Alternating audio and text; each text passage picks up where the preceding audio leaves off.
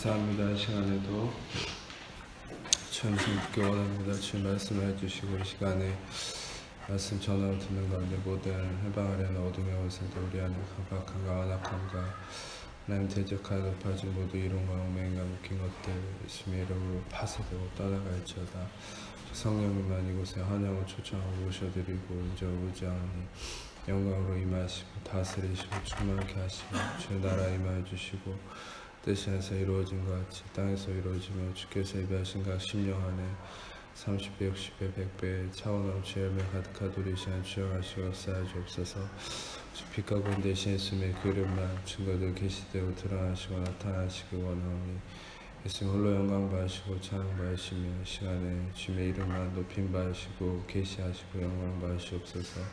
모든 영광 존귀와 찬양 예수님의 이름에만 올려드리오니 예수님 홀로 영광 받으시고 찬양 받으시며 높임 받으시며 시간에 주님의 이름만 계시하시고 나타내 주옵소서. 모든 영광 존귀와 찬양 예수님께만 올려드리오니 예수님 홀로 영광 받으시고 찬양 받으시옵소서. 감사합니다. 주님께만 모든 영광 존귀와 찬양 올려드리오니 주님 영광 받으시고 찬양 받으시옵소서. 감사합니다. 예수님 영광 받으시옵소서.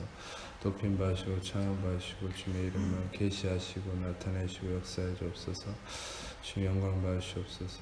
주님 감사합니다. 모든 영광 주님께만 올려드리오며 우리의 사랑하시는 예수님 이름으로 기도합니다.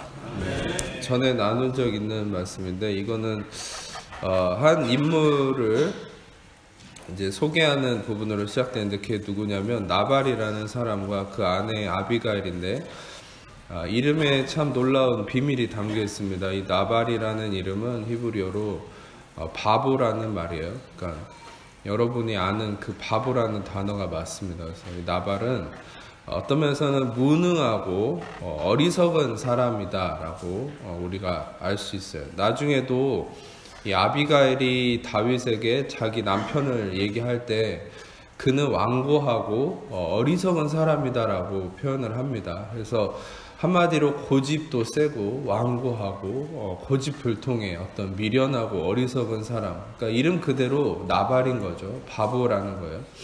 그리고 이제 이 아비가일이라는 사람은 이름은 아부라는 말과 길이라는 말이 합쳐진 말입니다. 그거는 아부는 아버지란 말이고 길은 기쁨이란 말이에요. 그래서 기쁨의 아버지라는 말이에요. 그러니까 이 아비가일이라는 이름은 말 그대로 기뻐함의 아버지, 기쁨의 아버지란 말처럼 굉장히 아름다운 이 수식어를 쓰고 있죠. 성경에서도 총명하고 용모가 아름답다. 그런데 2절에는 아까도 얘기했듯이 완고하고 남편은 안고하고 행실이 악하다.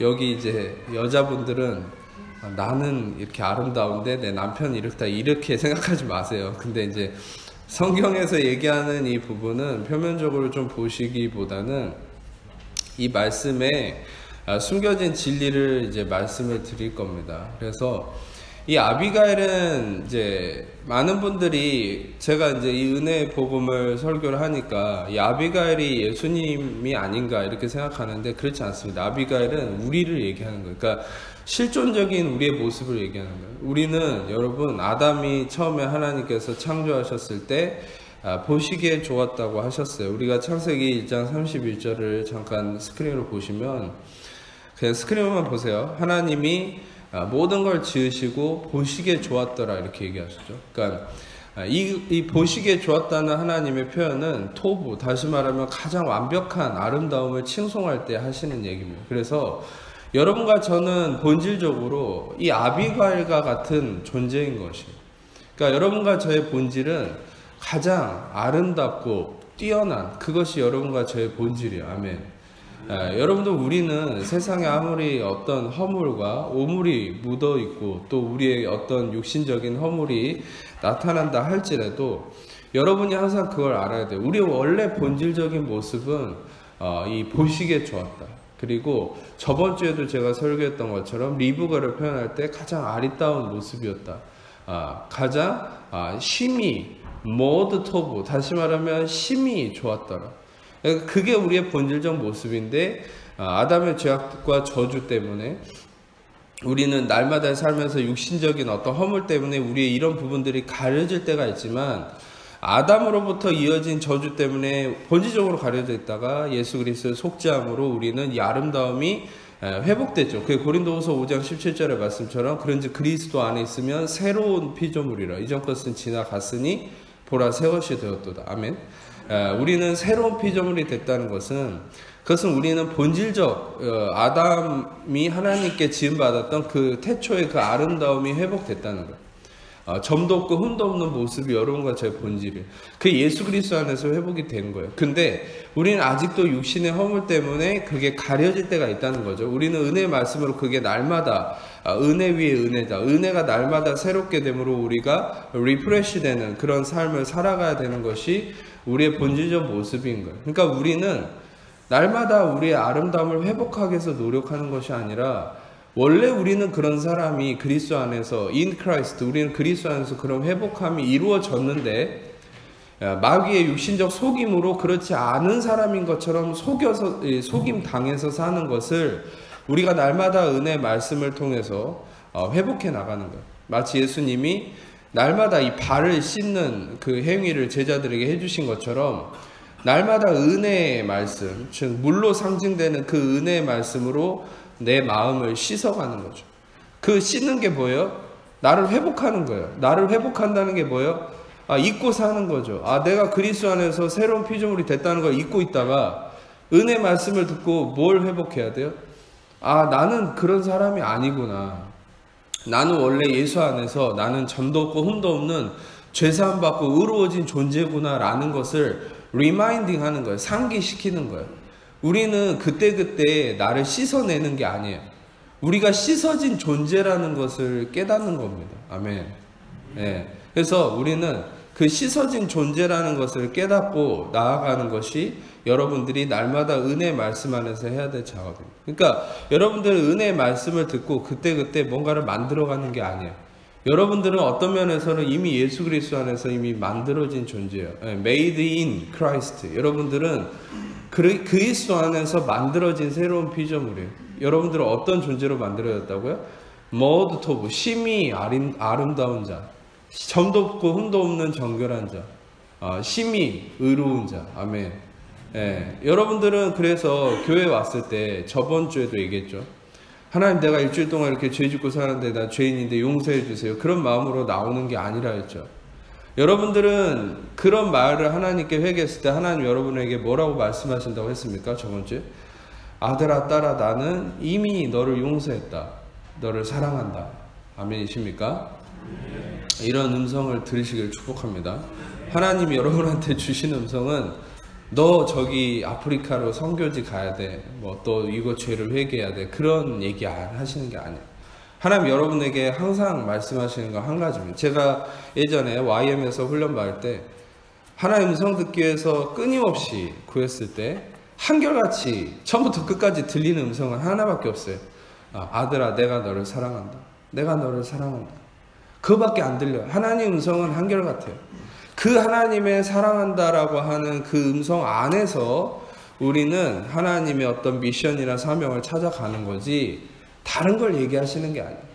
하나님 한결같이 여러분에게 고백하십니다. 내가 너를 사랑한다. 아멘. 네. 여러분 그 음성을 들어야 돼요. 우리는 하나님의 그 사랑한다는 음성을 들을 때 모든 것을 이길 수 있는 힘이 거기 있는 거예요. 실상 은혜 복음의 본질이 뭐예요? 은혜 복음은 뭐 어떤 시브리어 헬라어 지식을 알려주는 게 아니에요. 어떤 교리의 정립을 위한 그게 본질이 아니에요. 물론 그것도 중요하겠지만 더 깊은 핵심적 본질은 하나님이 나를 사랑한다는 걸 깨닫는 거예요. 본질적으로 하나님의 사랑을 깨닫는 거예요. 아멘. 여러분들 우리는 인간이 본질적으로는 이 거절감을 안고 태어나요. 물론 그 본질의 거절감은 어디서 시작됐어요? 아담이 하나님과 분리됨의 거절감이죠. 그런데 그 거절감이 실상 이 태아의 어떤 원리로 보면 태아는 어머니 양수 속에서 이 따뜻한 이 보호를 받고 있다가 태어날 때 뭐 어쩔 수 없는 거지만 탯줄을 끊고 딱 나오면은 그때 거절감을 느껴요, 사람은. 그래서 거절을 당하는 거예요, 그때부터. 끊임없이 살면서 또 여러 가지 거절을 당하고 뭐 여러분 실상 이제 제가 상담 심리를 공부를 많이 했기 때문에 잠깐 얘기를 드리면 인간이 안고 있는 가장 큰 상처라고 하는 것은 감정의 소통의 부재입니다. 그러니까 이 인간이 상처받았다라고 얘기하는 게 뭔지 아세요? 그 상처받았다는 것은 마음에 뭔가 이렇게 타격을 주는 거에 상처가 아니라 인간의 감정의 순환이 이루어지지 않는 걸 상처라고 하는 거예요. 그러면은 인간이, 여러분 로마서에서 그런 말씀 있죠. 슬퍼하는 자들과 함께 슬퍼하고 기뻐하는 자와 함께 기뻐한다. 그러니까 어린 아이의 시절에 이 감정이 형성되고 이제 정서가 형성되는 시절에 이 어린 아이들이 상처를 제일 많이 받는데 그게 뭐냐면 감정의 순환이 안 됩니다. 부모가 어린 아이와 감정을 공유해주지 않을 때 아이는 상처를 받아요.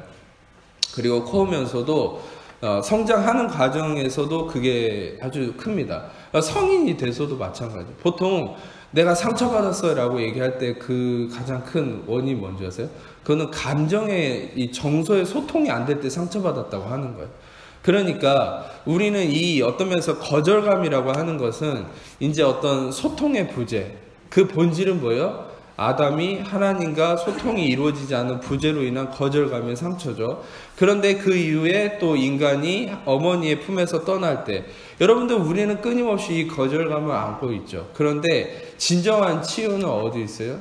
진정한 치유는 하나님이 여러분들을 받아준다는 그 믿음이 형성될 때, 남편도 부인도, 여러분 결국 결혼을 해도 결국 어떤, 여러분 처녀 총각들은 결혼하면 해결될 거라고 생각하잖아요. 여기 결혼하신 분들 해결됩니까? 할렐루야. 대본에 답이 나오죠.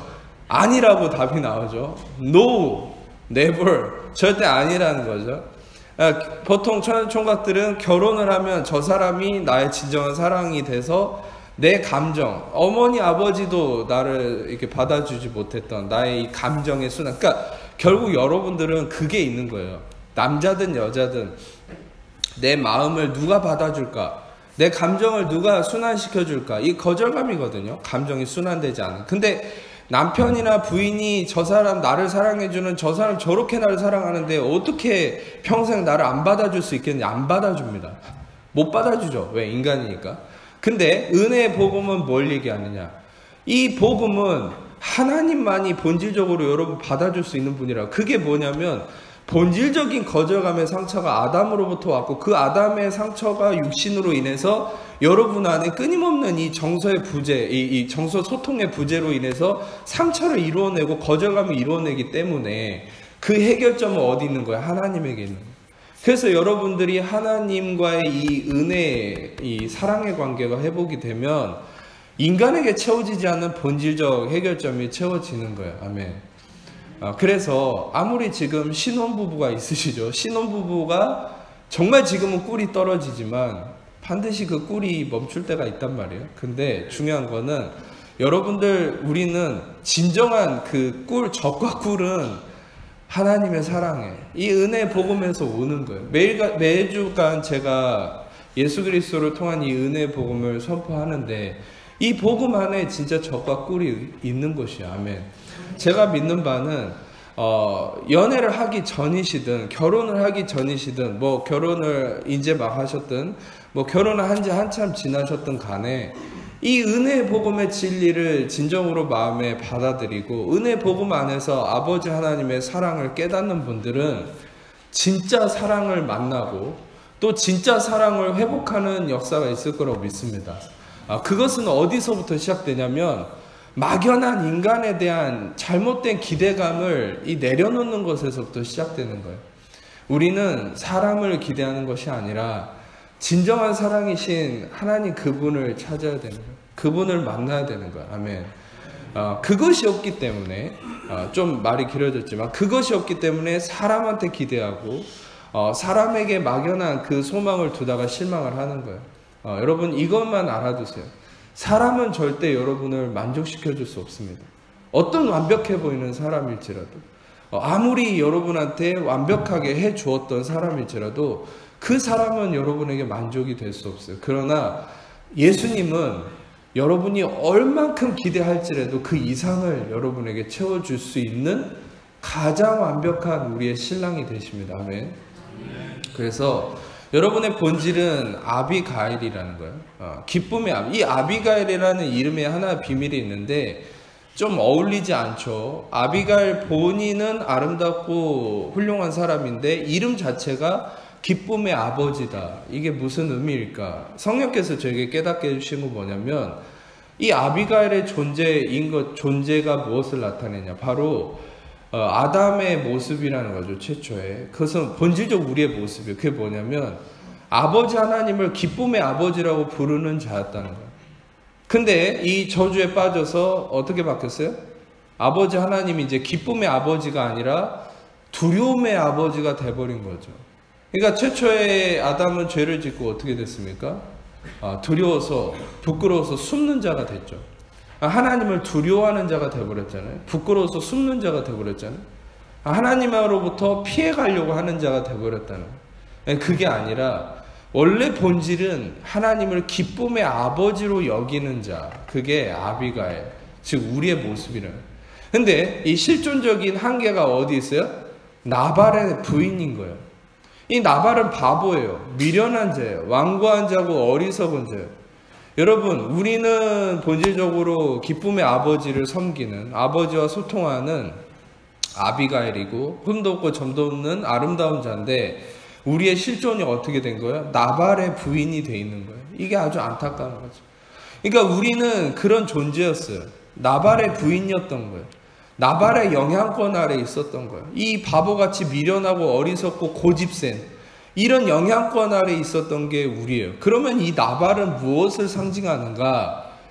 제가 여러분들에게 한 가지 오해를 할까 싶어서 먼저 언급을 드리자면, 제가 이 나발에 대한 해석을 말씀드릴 때, 나발이나 아비가일이라는 이 해석을 드릴 때, 또 다윗에 대한 어떤 해석을 말씀드릴 때, 이 성경에 나와 있는 사건의 표면적 의미만 가지고 또 전체를 다 여기에 매칭을 시켜서 해석을 하시면 안 되고, 여기서 얘기하려고 하는 성령님의 어떤 본질적인 장치를 제가 말씀을 드린 거기 때문에 이것을 전부 다 모든 사건에 매칭을 하지 마십시오.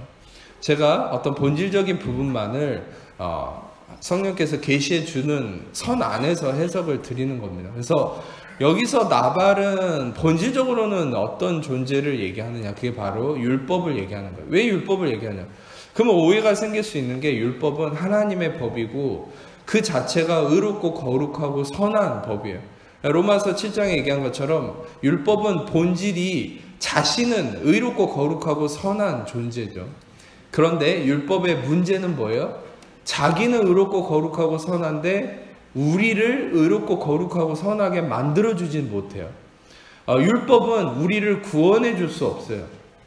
그러나 반대로 예수님은 본인도 의롭고 거룩하고 선하지만 우리를 의롭고 거룩하고 선한 우리를 구원에 이르게 할 수 있습니다. 아멘.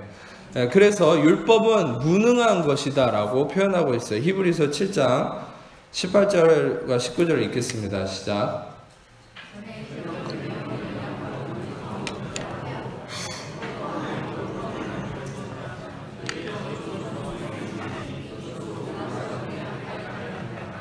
자, 율법은 프로하고 엔톨레, 전에 있던 계명은 연약하고 무익하다. 그러니까 연약하고 무익하다는 거는 힘이 없다는 거예요. 무엇에 대한 힘이 없다는 거냐? 무익하다는 것도 유익함이 없다는 거죠. 그러니까 무엇에 대한 초점입니까?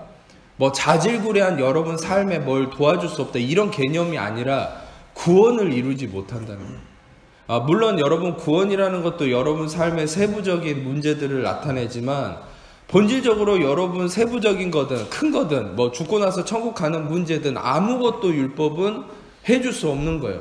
율법의 역할은 뭐예요? 그냥 사사건건 잔소리만 하는 거예요. 이거 안 돼, 저거 안 돼, 해 하지마 이런 정죄만 하는 거예요. 율법은 자기는 완벽한데 우리에 대해서는 정죄만 하는 거예요. 이런 사람 치고 이런 사람하고 무슨 관계를 맺어요? 이런 사람하고 그냥 떠나야지. 자기는 괜찮은데 남한테 도움은커녕 맨날 정죄만 한다. 이게 율법인 거예요. 이게 어떤 면에서는 이 나발인 거예요. 나발. 어떤 면에서 여러분 보세요. 나발에 대한 이 아까도 사무엘상 25장을 보면은 나발은 본인이 부유한 자입니다. 그래서 표현하기를 염소가 1000마리, 양이 3000마리, 말이 3000마리고 1000마리지 얼마나 많습니까? 얼마나 부자입니까? 어떤 면에서는 이 부유함을 의미하는 거예요. 그러니까 자기는 부유해요. 근데 이후에 어떤 사건이 있냐면 다윗이 나발에게 내가 너희를 도와줬으니까 나에게 은혜를 베풀어 달라. 이 스크린을 보여주세요. 25장 8절. 이 다윗이 이렇게 이제 나발한테 부하들을 보내서 요청을 하는 내용입니다. 그냥 여기에 핵심은 뭐냐면 내게 은혜를 얻게 하라. 다시 말하면 다윗이 은혜를 구하는 거예요. 근데 나발은 이걸 거절해요. 나중에. 다시 말하면 율법은 은혜 베풀기를 거절하는 거예요. 이 율법에 갇혀있는 존재로서의 바로 우리를 얘기하는 게 아비가일입니다. 그러니까 다시 말하면 다윗은 지금 은혜를 요청하는데 이 율법은 은혜를 거부하는 거죠. 은혜이신 예수님을 거부하는 어떤 이 상황적 문제를 얘기하는 거예요. 그래서 여러분들 이 아비가일은 본질적으로 이 율법에 갇혀있는 어떤 면에서는 나발에게 이 어리석은 왕관자에게 갇혀있는 우리의 모습을 의미하는 거예요. 그러면 다윗은 뭐냐? 다윗은 지금 이 상황에서 이 나발에게 다가와서 이 나발과 관계를 통해서 은혜를 이루려 하지만 예수님이 이 땅에 오셨을 때 어떤 일이 있었습니까? 예수님은 온전한 구원을 이루시기 위해서 이 땅에 왔지만 이 율법에 갇혀있는 모든 어둠에 갇혀있는 존재들은 이 율법의 영향권 안에서 예수님에게 은혜를 이루기를 거절했죠. 다시 말하면 나발이 거절한 것과 똑같은 상황인 거예요. 그래서 결국은 어떻게 됐어요? 이 사건의 전말은 어떻게 되냐면 다윗이 이 나발의 거절을 듣고 화가 나서 나발을 죽이려고 하죠. 근데 이제 아비가일이 옵니다. 아비가일이 와서 다윗의 손에 피를 묻히지 말아라. 그래서 이 아비가일의 그 설득을 듣고 다윗이 죽이진 않아요. 그러니까 다윗이 죽이지 않지만 나중에 하나님이 이제 나발을 죽이시죠. 그게 25장 후반절에 읽으신 걸 보면은 37절에 스크린을 보여주세요. 하나님께서 나발을 이렇게 이제 치심에 38절이죠. 그가 죽었다 이렇게 나오죠. 근데 여기서 아주 제가 한 가지 힌트를 드리면은 성경에서는 물론 모든 기록이 다 그런 거 아니에요. 제가 계시를 받은 어떤 부분적인 부분에 대해서 전체로 매칭을 시키지 마세요. 근데 여러분들이 한 가지 알아야 될 것은 어떤 부분적 어떤 기록의 장치가 하나님의 어떤 계시들이 있을 수 있다는 거예요. 그래서 그런 부분을 제가 소개를 해드리는 건데 아주 놀랍게도 여기서 표현들이 그런 게 있어요. 나발이 이 낙담을 해서 몸이 돌과 같이 되었다. 에벤이라고 하는 히브리어 돌이라는 표현을 썼는데 여기서 이 돌이라는 것은 어떤 면에서 돌은 율법을 의미하거든요. 그러니까 이 자체의 기록의 표현으로서도 율법을 의미하는 바가 있는데 이 이후에 38절을 보면은 열흘 후에 나발을 치셨다. 여기서 열흘이라는 말이 나오죠. 여러분들 한 가지 알아야 될 것은 아주 이렇게 이 부분에서 다윗이 소년을 10명을 보냅니다. 나발한테. 근데 여기서도 10이라는 숫자가 반복해서 등장하고 있어요. 이런 부분들은 여러분들이 좀 놓치지 않아야 될 것은 왜 굳이 3도 아니고 7도 아니고 여기서는 10이라는 숫자가 되게 반복이 될까요? 성경에서 이런 숫자에 대한 개념이 어떤 부분에서 반복이 될 때는 굉장히 큰 의미가 있어요. 근데 성령께서 저에게 계시해 주신 바는 바로 이 10이라는 열이라는 숫자는 통상 율법의 숫자를 의미하는 거예요. 10이라는 숫자는. 제가 전에도 얘기했듯이 은혜, grace를 의미하는 은혜의 숫자는 5를 의미한다고 그랬죠. 근데 여기서 10이 반복되는 10의 숫자는 율법의 숫자입니다. 그래서 여러분들 여기서 10일 후에 나발을 치셨다. 그것은 다시 말하면 이 나발은 본질적으로 율법의 어떤 무능함을 나타내는 것이라고 우리는 성령의 계시 안에서 볼 수 있다는 거예요. 그래서 이 율법에 갇혀있는 아비가일이 어떻게 되는 겁니까? 다윗과 관계를 갖게 되는 거죠. 다윗의 어떤 이 영향권 안에 들어가는 거예요. 그것을 잠깐 제가 보여드릴게요. 32절을 보시면은 32절의 스크린에 보시면은 이런 표현이 나와있죠. 다윗이 아비가일에게 이렇게 말하죠. 오늘 너를 보내어서 나를 영접하게 하신 하나님 찬송. 그러니까 지금 아비가일이 다윗을 영접하는 거예요. 이것은 무엇을 의미해요? 아비가일이 다윗과 연관이 되는 거예요. 영향을 받고 있는 거예요. 여러분, 그 안에서 이제는 다윗이 아비가일과 연관을 맺고 아비가일이 다윗의 영향권 안에 들어간 순간 어떻게 돼요? 아비가일이 이 나발에게서 벗어나는 거예요. 나발이 그때 죽는 겁니다. 어떻게 되는 거예요? 이것은 어떻게 우리가 볼 수 있어요? 우리가 그리스도 안에 종속되는 순간 우리는 율법에서 벗어나는 거예요. 자, 로마서 말씀을 보겠습니다. 7장 4절에서 6절 말씀 같이 읽겠습니다. 시작.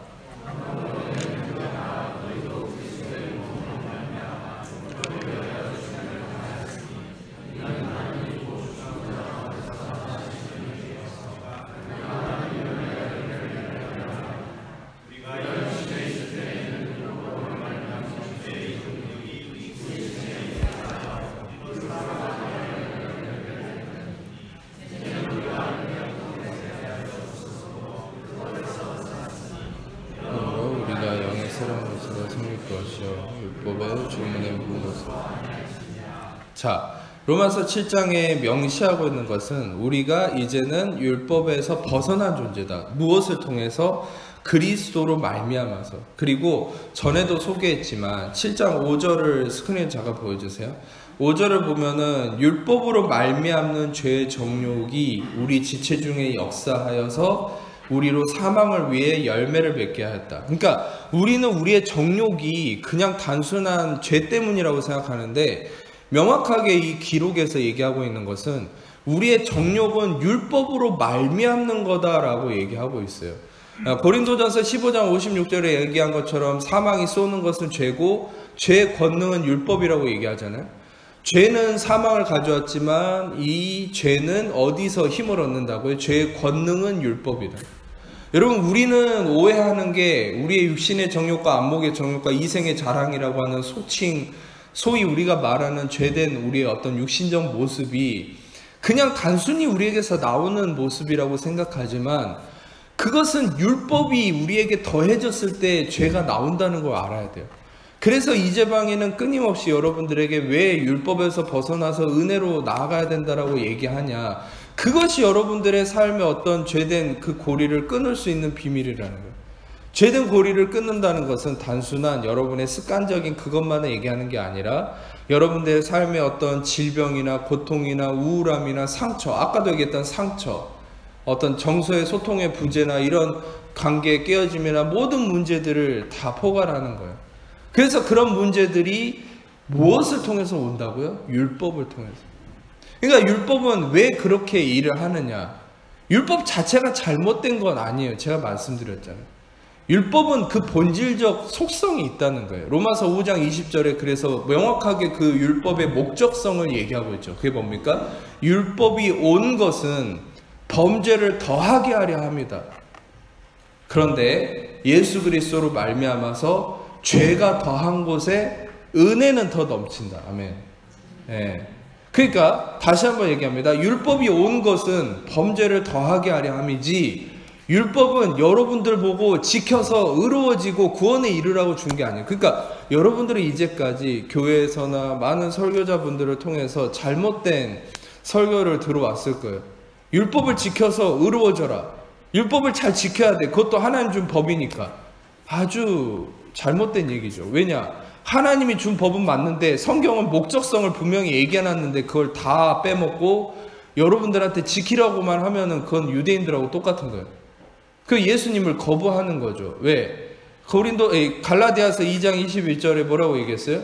만일 의롭게 되는 것이 율법으로 말미암았으며 그리스도께서 헛되이 죽은 것이라, 이렇게 얘기하고 있어요. 여러분, 우리는 잘못된 설교를 들어서 내가 율법을 지키는 걸 통해서 의롭게 여김을 받으려고 하면, 바울은 뭐라 얘기하냐면 그거는 그리스도가 헛되이 죽은 걸로 만들어버린다는 거예요. 여러분, 어떤 면에서 우리는 이제까지 잘못된 그 이해 때문에 그리스도를 헛되이 죽으신 분으로 만들어버리는 삶을 살아왔을지 모르겠다는 거예요. 우리가 율법을 지켜서 의로워지려고 얼마나 노력했습니까? 저도 은혜 복음을 만나기 전까지는, 이 은혜의 가스펠 오브 그레이스를 알기 전까지는 얼마나 제가 율법을 지켜서 의로워지려고 노력하면서 살았는지 아세요? 여러분도 마찬가지죠. 근데 우리는 그 순간 얼마나 그리스도를 헛되이 죽으신 분으로 만들었는지 모른다는 거예요. 아니라는 거예요. 율법의 목적성은 여러분을 범죄자로 만드는 거예요. 그러면 하나님이 왜 율법을 줘서 우리를 범죄자로 만들려고 했을까요? 그것은 이유는 한 가지예요. 인간이 너무 완악하기 때문이에요. 어떤 면에서는 우리는 이 나발처럼 살았던 거예요. 우리의 어떤 본질이 아니지만, 우리의 본질은 아비가일이지만 우리가 거기에 종속돼 있다 보니까 나발처럼 되는 거예요. 완고하고 고집세고 강팍하고 자기의에 취해서. 그게 바벨탑이라고 그랬죠. 자기의 노력과 힘으로 하나님에게 이르려고 하는. 우리의 육신적 속성이 그거예요. 나의 노력과 나의 힘으로 하나님의 영역에 이르려고 하는. 어떤 면에서는 우리의 본질적 속성은 뭐예요? 나중에 나오는 아비가일의 모습처럼 아비가일이 다윗에게 종속되잖아요. 우리의 본질은 우리가 그리스도에게 종속돼야 되는데 인간이 완악함이 뭐예요? 내가 하나님처럼 되려고 하는. 그게 에덴 동산의 최초의 모습이죠. 마귀가 뭘로 속였어요? 이거 먹으면 너는 하나님처럼 될 거야. 원래 아담은 하나님처럼 되는 게 아니라 하나님 같은 존재지만 하나님에게 종속된 존재인데 마귀한테 어디에 속아버린 거예요? 하나님처럼 될 거야 라는 말에 속아서 하나님처럼 되려고 하다가 완전 떨어져. 우리의 지금의 육신도 똑같아요. 하나님처럼 되려고 하는 거예요. 그게 뭐예요? 순간순간 모든 계획과 판단을 내가 내리는 거죠. 아, 내가 이거 해야지. 그러니까 여러분들이 이걸 알아야 돼요. 내가 삶에서 걱정하고 염려하고 근심하는 게 다 그 뿌리가 어디 있는 줄 아세요? 내가 하나님이 되려고 하는 거예요.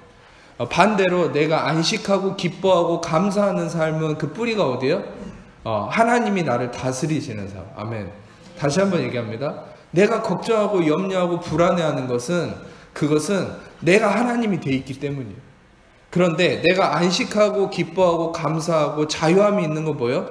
하나님이 나를 책임지신다는 믿음이 있을 때. 할렐루야. 그러니까 중요한 것은 이 아담의 모습이 육신으로서 우리의 삶에 끊임없이 우리를 미혹하는 건데 우리가 다시 말하면 하나님처럼 되려고 하는 이 강팍함, 바벨탑을 쌓고 하나님에게 도전하기 때문에 하나님이 그거를 깨트려야 되잖아요. 바벨탑을 한 방에 무너뜨려 버렸듯이, 여러분 전에 바벨탑을 소개해 드렸잖아요. 바벨탑의 이 속성이 뭐랬어요?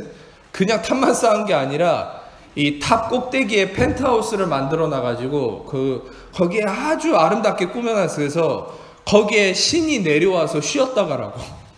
그러니까는 하나님을 내가 대접하겠다는 거죠. 오히려 여러분 이걸 알아야 돼요. 예수님은 이 땅에 오셔서 예수님이 제자들에게 조반을 차려주시고 예수님이 제자들을 섬기셨어요. 이건 무엇을 나타내는 줄 아세요?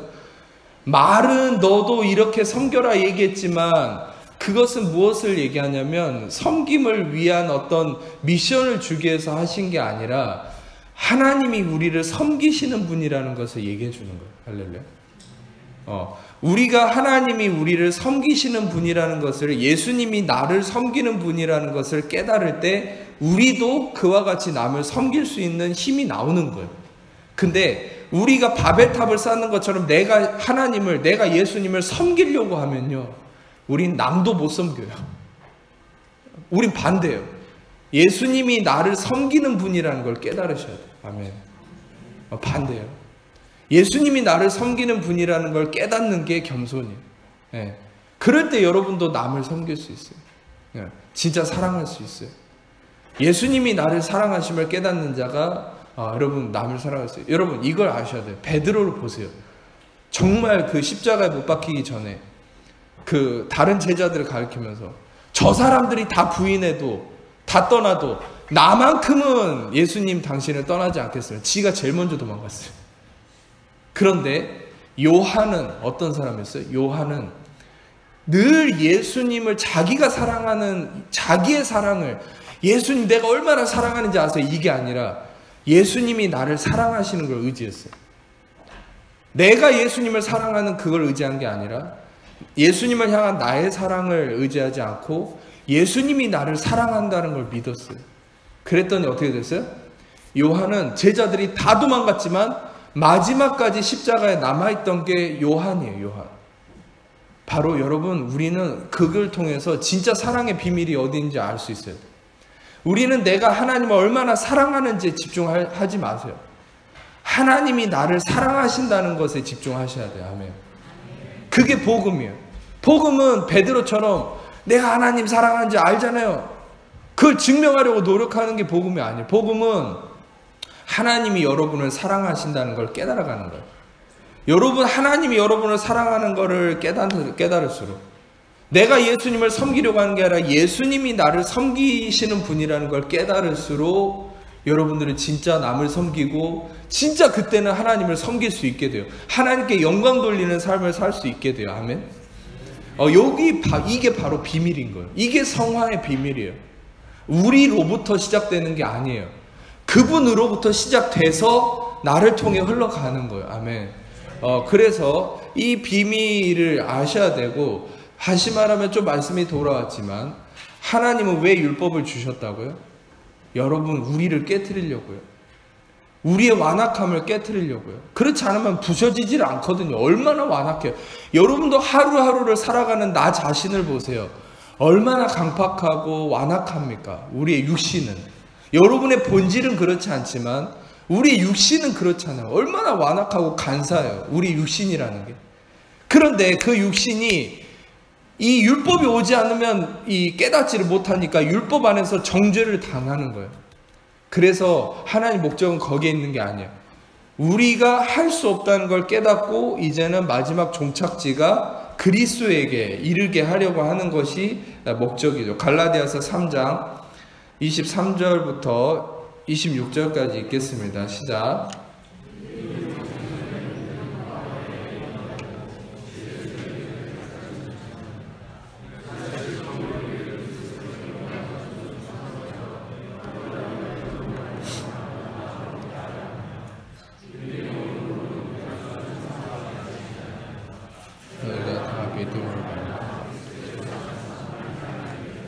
네, 아주 여기서 명확하게 제가 설명했던 걸 다 얘기하고 있죠. 믿음이 오기 전에, 예수님이 오기 전에는 율법 아래 매인바 된 존재였지만 율법이 우리를 그리스도께로 인도하는 초등교사가 되었다. 그래서 믿음으로 말미암아 의롭다함 얻게 하셨다. 그 말은 뭐냐면, 율법은 우리를 정죄함을 통해서 우리가 어떻게 돼요?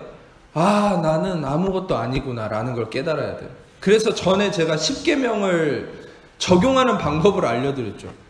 뭐 예를 들어서 부모를 공경하라 5계명, 6계명 살인하지 말라, 7계명 간음하지 말라, 8계명 도둑질하지 말라, 이런 것들을 내가 진짜 도둑질 하지 말아야지, 간음하지 말아야지, 그러면 여러분들은 실패하게 돼요. 그런데 이거를 정확하게 적용할 수 있는 복음적 이 진리가 어디 있냐면, 부모를 공경하라 라는 율법을 딱 보는 순간 우리는 올바른 정욕법이 뭐냐면, 부모를 공경하기 위해서 노력하는 것이 아니라 나는 부모를 공경하지 못하는 자구나 라는 걸 깨달아야 돼. 살인하지 말라 라는 걸 딱 보는 순간 내가 살인자구나 라는 걸 깨달아야 돼. 아멘. 간음하지 말라 라는 걸 딱 보는 순간 내가 간음한 자구나 라는 걸 깨달아야 돼. 여러분, 그래서 예수님이 얘기했잖아요. 이런 얘기를 하면, 목사님 저 살인한 적 없는데요, 전 불륜한 적 없는데요, 그러면은 예수님이 얘기했잖아요. 네가 마음으로도 남을 미워하기만 해도 넌 이미 살인했다. 네가 마음으로도 음욕을 품기만 해도 넌 이미 간음했다. 예수님의 목적도 그거예요. 넌 그걸 인정하라는 거예요. 아멘. 그러면 인정하고 어디로 나아가라는 거예요? 그래, 나는 이런 존재이기 때문에 나에게는 의로움이 필요합니다. 그래서 나에게는 그리스도 당신이 필요합니다. 여기에서 우리는 구원이 임하는 거야. 아멘. 그런데 내가 잘 지키고, 저번 주에 소개했던 것처럼 누가복음 18장의 부자 관리처럼 내가 어려서부터 계명을 잘 지켜서 나는 의로운 자다, 난 괜찮은 사람이야 라고 얘기할수록 우리는 더 끊임없는 나락으로 떨어진다는 거예요. 그게 인간의 의는 마치 태평양 바다 가운데서 1000톤짜리 쇠사슬을 발목에 묶고 계속 바닷속으로 치달아 떨어지는 거랑 똑같은 거예요. 그 인간의 의라는 것은 우리를 지옥 끝까지 떨어지게 하는 거예요. 근데 그걸 예수님이 그 사슬을 잘라주신 거죠. 할렐루야. 잘라주면 어떻게 돼요? 다 떠오르는 거죠. 우리를 건져주는 거예요. 우리를 구원하시는 거예요. 자기의를 잘라내고. 우리의 자기의가 어떻게 잘라졌어요? 그게 바로 고린도후서 5장 21절.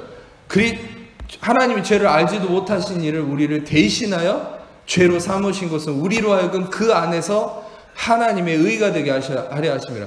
십자가에서 예수님이 의로운 자시지만 우리를 대신해서 죄가 되시고, 우리는 십자가를 통해 그분을 통해서 의가 됨으로, 우린 죄인이었지만 의가 됨으로 십자가를 통해서 디바인 익스체인지, 신성한 교환이 이루어져서 우리는 그분을 통해 의를 얻었다. 자유함을 입었다. 십자가가 여러분의 자기의가 잘라진 장소예요. 그래서 여러분들은 이 십자가를 통해서만 해결점이 있는 거예요. 아멘. 이렇게 십자가를 묵상하세요. 십자가를 묵상할 때 올바른 묵상법이 뭡니까? 이 잘못된 거는 뭐냐면 십자가를 통해서 정죄감을 느끼면 안 돼요. 맨날 십자가 보면서 아이고 내가 지은 죄가 저렇게 많아서 예수님이 저렇게 고통당하셔서 거기에 끝나면 안 돼요. 십자가를 통한 올바른 복음의 진리는 뭐냐면 예수님이 십자가를 통해서 죄값을 치르셨기 때문에 여러분 의롭게 됐다는 이 의로움을 확신하는 겁니다. 아멘. 네. 그러니까 의에 대한 확신을 갖는 것이 십자가를 통한 올바른 적용법이에요. 그래서 여러분 이제 말씀을 마무리할게요. 여러분들은 이제는 율법 안에 거한 자가 아니에요. 이제는 율법 나발에게 거한 자가 아니라 아비가일이 다윗이라는 예수님을 본질적으로 내포하는 자죠. 다윗은 여기 상에서 다윗 자체는 실존 인물이지만 전에 얘기했던 것처럼 요셉도 그렇고 이 다윗은 예수님을 상징하는 인물이죠. 지금 상황에서. 그래서 이 아비가일이 우리가 이 다윗 예수님을 만나서 종속되는 순간 나발에게서 벗어나는 거예요. 네. 이 나발이 이제는 심판을 받는 거죠. 어떻게 됩니까? 갈라디아서 2장 14절 맨날 여러분 스크린으로 보세요. 맨날 여러분에게 소개하는 것처럼 우리를 거스르게 하고 불리하게 하는 법조문으로 쓴 이 증서를 지우시고 제하시고 십자가에 못 박으셨다. 네. 예수님께서 십자가에서 율법을, 여러분들을 가두고 있는 율법을 지우시고 제하시고 십자가 못 박으사 다 무효화시키셨다. 여러분들은 더 이상 율법에 적용받는 자가 아니라는 거예요. 아멘. 그래서 우리는 이제는 율법에 적용받는 자가 아니라 그리스도의 이 법안에 적용받는. 그래서 어떤 분들은 너무 육신적으로 이걸 얘기해요.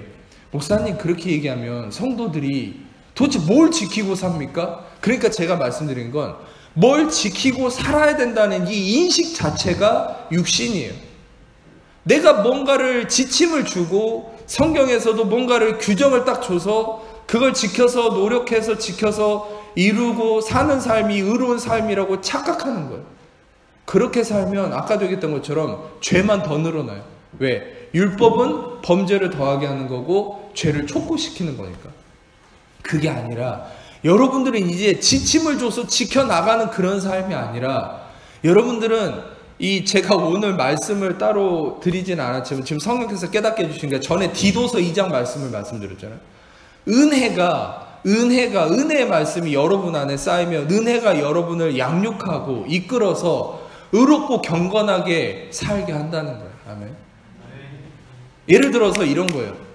내가 저 사람 도와줘야 된다라는 1번부터 10번까지의 항목을 머릿속에 인지해두고 난 오늘은 거지를 도와주고 내일은 노숙자 도와주고 세 번째 날은 고아원에 가고 이렇게 규정을 따져서 사는 게 아니라 성령께서 마음을 주시면 그 감동함 속에서 보이는 대로 돕고 사는 거예요. 감동이 이끌려서. 아멘. 오늘은 교회 여기 청소하고 여기 청소하고 이렇게 지침에 의해서 이렇게 내가 이렇게 지켜야만 나는 하나님께 인정받을 수 있어. 이게 아니라 성령이 주시는 감동 안에서 서로 의논해서 기쁨 가운데 해 나가는 거예요. 그냥 감사함으로. 직분도 마찬가지. 전 목회도 그렇고 모든 사역도 마찬가지라고 생각해요. 이거 이렇게 해야 되고 저거 저렇게 해야 되고 그게 아니라 하나님이 이끄시는 감동 안에서 서로 의논함 속에서 기쁨으로 해나가는 거. 그게 하나님이 이루시는 원칙이죠. 그 근거가 어디 있어요? 빌립보서 2장에 뭐라고 말씀하십니까? 너희 안에서 행하시는 이는 하나님이시니 그의 기쁘신 뜻을 위해서 너희 마음에 소원을 두고 행하게 하시나니. 아멘. 우리는 이 말씀을 너무나 잘못되게 산 경우가 많죠. 그게 뭐예요? 너희 안에서 행하시는 이는 하나님이시니 할 때 헬라어로 너희 안에서 행하신다 할 때 그 행하신다는 단어가 뭐냐면 에네르게오예요. 에네르게오. 에네르게오라는 말은 뭐냐? 에너지라는 말을 들어보셨죠? 에네르게오라는 말은 뭐냐면 아주 강력한 힘을 발휘한다는 거예요. 여러분들은 강력한 힘을 발휘하지 못해요. 그러나 하나님이 여러분 안에서 강력한 힘을 발휘해서 일하시는 분이라는 거야. 아멘. 근데 우리는 자꾸 내가 하려고 하잖아요. 그러니까 힘이 빠지는 거예요. 여러분 안에서 행하시는 분이 하나님이시라는 걸 인정하세요. 그리고 그분이 여러분들을 일하게 하실 때는 소원을 갖게 하세요. 예를 들어서 여러분한테 막 믿음을 가진 분 뭐 선교지를 막 원치도 않는데 어디 가라고 그러고 그러신 분이 아니에요. 하나님은 여러분한테 뭔가를 하기를 원하실 때는 하고 싶은 마음을 주세요. 할렐루야. 예, 요걸 가지고 분별을 하세요. 아, 목사님, 이게 제가 기도하는데 하나님이 자꾸 이런 마음을 주시는데 이게 맞을까요? 그러면 저는 해드릴 수 있는 말은 한 가지밖에 없어요. 하나님이 뭔가를 사인을 주셨을 때는 그것을 하고 싶은 마음을 주실 겁니다. 그럴 때 하나님 앞에 순종하고 하세요. 근데 그냥 막연히 해야 돼 이런 마음만 든다면 분별을 하셔야 돼요. 예. 반드시 이걸 기억하세요. 하나님은 하고 싶은 마음을 주십니다. 아멘. 예. 그래서 여러분들 오늘 말씀을 이제 끝낼게요. 여러분들 중요한 것은 여러분들은 이제 율법 아래 있지 않아요. 은혜 아래 있는 존재. 여러분 예수 안에서 이제 진짜 아비가일이 된 사람이에요. 여러분 어떤 사람이에요? 아비가일이에요. 여러분 하나님을 기쁨의 아버지라고 고백하는 자예요. 아멘. 더 이상 하나님한테 종처럼 노예처럼 사는 자가 아니에요. 하나님 눈치 보면서 사는 자가 아니에요. 하나님의 사랑을 누리고 하나님을 기쁨의 아버지로 여기는 그런 심히 보시기에 좋은 여러분들은 그런 사랑의 자녀들임을 믿으시길 축복합니다. 아픈 데가 있으시면 아픈 데 손을 얹고 그 외에 다 가슴에 손을 얹고 제가 여러분을 위해서 기도하겠습니다. 사랑해 주님 감사합니다. 이 시간에도 죽으시고 부활하신 예수님의 보혈의 공로와 그 능력을 의지하며 나아가오니 이 시간에 죽으시고 부활하신 예수의 이름으로 예수 명하는 하나님 자녀를 붙고 있는 모든 염려 근심 불화처 두려움 삶의 문제 질병 고통 마귀 얽매임과 저주 악함과 한계 끊어짐과 아픔과 모든 고통의 문제도 예수의 이름으로 떠나갈지어다. 자유케 될지어다. 머리끝 발까지 예수의 피를 뿌리고 통달하. 이 시간에 영광으로 임하시고 다스리시고 충만케 하옵소서. 주님 영광으로 임하시옵소서. 주님만이 이 시간에 찬양받게 합당하십니다. 주님 홀로 영광 받으시고 찬양 받으시옵소서. 이 시간에 척추의 휘어짐으로 인한 모든 고통도 예수의 이름으로 온전케 될지어다. 온전케 되었음을 선포합니다. 이 시간에 또한 모든 가슴의 통증 예수의 이름으로 온전케 될지어다. 온전케 되었음을 선포합니다. 두피의 모든 문제도 예수의 이름으로 온전케 될지어다. 온전케 되었음을 선포합니다. 귀의 이명의 모든 문제 예수의 이름으로 떠나갈지어다. 온전케 되었음을 선포합니다. 혀의 모든 아픔과 통증도 예수의 이름으로 사라질지어다. 사라졌음을 선포합니다. 예수의 이름으로 다시 한번 이명의 모든 문제 예수의 이름으로 떠나갈지어다. 온전케 될지어다. 온전케 되었음을 선포합니다. 피부의 트러블 예수의 이름으로 온전케 될지어다. 떠나갈지어다. 온전케 되었음을 선포합니다. 감사합니다. 항문의 통증 예수의 이름으로 온전케 될지어다. 온전케 되었음을 선포합니다. 발가락의 모든 아픔도 예수 이름으로 온전케 될지어다. 온전케 되었음을 선포합니다. 주님 감사합니다. 주님만이 영광받게 합당하시며 주님 영광받아 주옵소서. 감사드리며 또 다시 한번 심리적인 모든 고통과 아픔 예수 이름으로 떠나갈지어다. 온전케 될지어다. 주님 영광 평강으로 임하시옵소서. 감사합니다. 모든 영광 주님께 올려드리며 우리를 사랑하시는